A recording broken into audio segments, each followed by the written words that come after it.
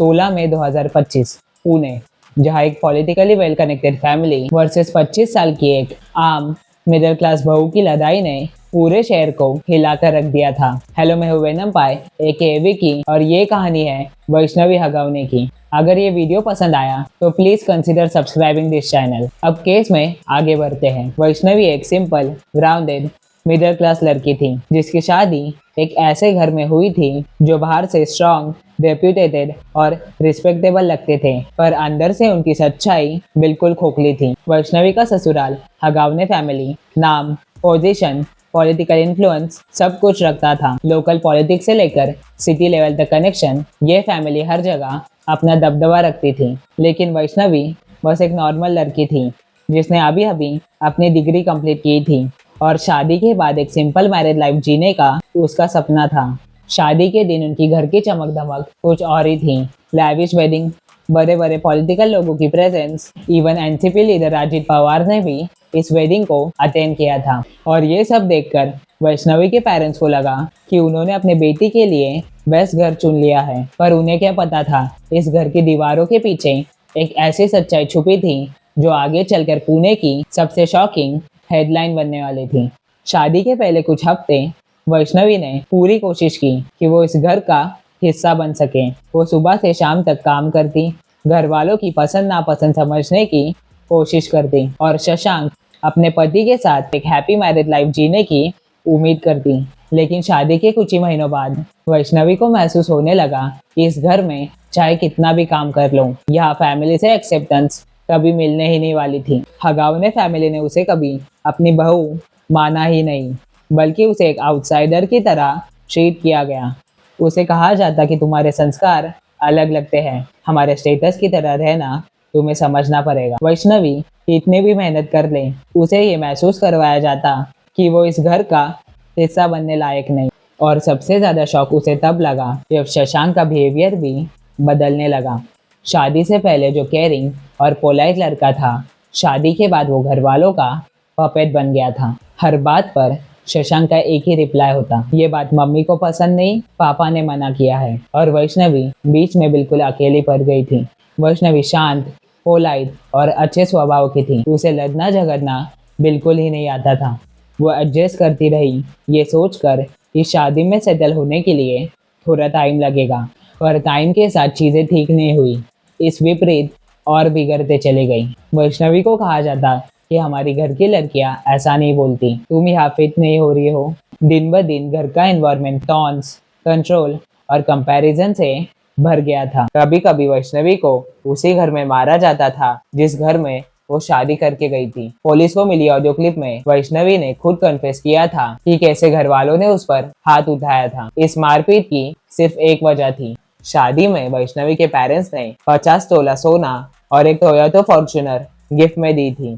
फिर भी हगावने फैमिली के लिए वो इनफ नहीं था। घर में डायरेक्टली या इनडायरेक्टली बातें हमेशा पैसों पर आकर रुक जाती थी। कार अपग्रेड करनी है, फर्नीचर चेंज होना चाहिए, किसी को तो खर्चा करना पड़ेगा, ये सब कहा जाता। वैष्णवी समझ गई थी कि ये प्रेशर सीधे उस पर ही बनाया जा रहा है, पर वो अपने पेरेंट्स पर बोझ नहीं बनना चाहती थी। इसलिए वो चुप रही और सब कुछ अंदर ही अंदर बर्दाश्त करती रही। शादी के कुछ समय बाद वैष्णवी और शशांक एक बेटे के पेरेंट्स बन गए। उन्हें एक लड़का हुआ। उन्होंने अपने छोटे बेटे का नाम जनक रखा। वैष्णवी को लगा शायद अब सब ठीक हो जाएगा, बच्चे के आने से घर का माहौल बदलने लगेगा। लेकिन हगावने परिवार का बिहेवियर जरा सा भी नहीं बदला। बच्चे के आ जाने के बाद भी उनकी डिमांड्स फिर भी जारी रही। उन्होंने जमीन खरीदने के लिए वैष्णवी और उसके पेरेंट्स से 2 करोड़ रुपयों की डिमांड कर रखी थी और शशांक का इस बात पर कोई स्टैंड ही नहीं होता था। वो बस अपने पेरेंट्स के कहने पर चलने वाला एक पपेट बन चुका था। शशांक वैष्णवी के पेरेंट्स से फोन्स और लग्जरी वॉचेस की डिमांड करता था।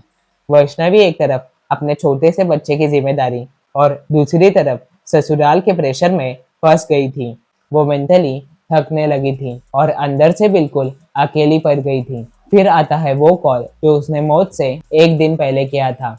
वैष्णवी ने अपनी माँ से कहा, माँ मुझे घर आना है। उसकी माँ ने उसे बहुत समझाया, पर वैष्णवी की आवाज़ में एक डर था। वैष्णवी अब थक चुकी थी। ये कॉल एक लास्ट वार्निंग सिग्नल था, पर कोई समझ नहीं पाया कि वैष्णवी इस हद तक थक चुकी थी। 16 मई की सुबह तलेगांव पुलिस स्टेशन को एक कॉल मिला कि वैष्णवी हगावने का रूम लॉक्ड है और अंदर से कोई रिस्पांस नहीं आ रहा। पुलिस और एम्बुलेंस जब घर पहुंची तब अंदर एक अजीब सी खामोशी थी, जैसे पूरा घर कुछ छुपाने की कोशिश कर रहा हो। रूम अंदर से लॉक था।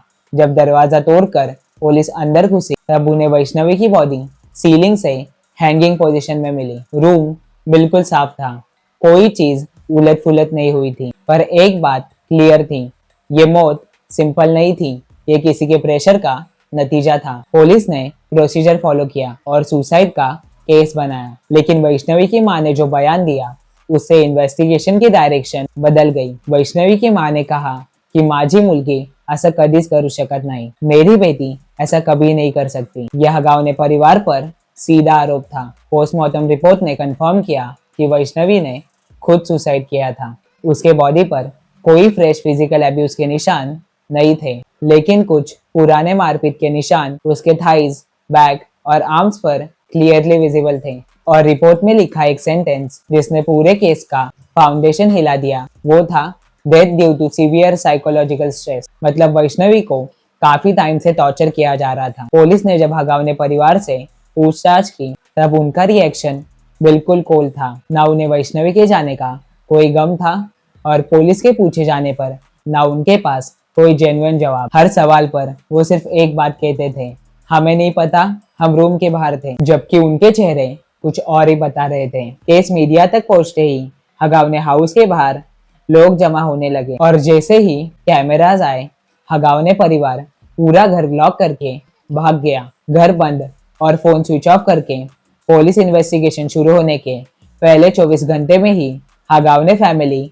गायब हो गई। और सबसे शॉकिंग बात, वैष्णवी के 10 महीने के बच्चे जनक को करिश्मा हगावने के फ्रेंड नीलेश चौहान के पास छुपाया गया। बाद में जब पुलिस ने सर्च ऑपरेशन शुरू किया तब वो अलग अलग जगहों पर छुपे मिले, जैसे एस्केप प्लान पहले से ही रेडी हो। कोई रिलेटिव्स के फार्म हाउस पर छुपा था तो कोई कार लेकर यहाँ वहाँ भाग रहा था। सबसे बड़ा धमाका तब हुआ जब हगावने फैमिली की दूसरी बहू मीडिया के सामने आई। उन्होंने मीडिया को बयान दिया कि वैष्णवी अकेली नहीं थी, उन्हें भी टॉर्चर किया गया था। फिर उन्होंने एक एक चीज रिवील की, कैसे घर में बहुओं को जीरो रिस्पेक्ट थी, हर बात पर उन्हें नीचा दिखाया जाता था।